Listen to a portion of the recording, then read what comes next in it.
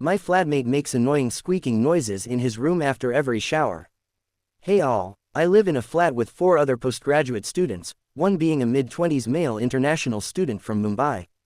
Since we started flatting, my flatmates began hearing rapid squeaking noises whenever the Mumbai flatmate returns to his room directly after a shower. These noises will last anywhere from 30 seconds to 60 seconds, are always rapidly produced and always have a different cadence. We can't, for the life of us, figure out what's causing these noises, and whenever we ask, he just responds with a casual, "It was nothing" open-mouth smile, which makes it seem like he's a bit embarrassed.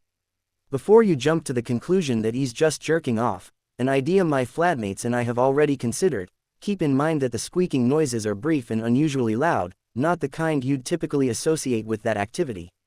We also don't think it's a pocket pussy, or some shit like that. He comes from a conservative family and avoids anything remotely sexual.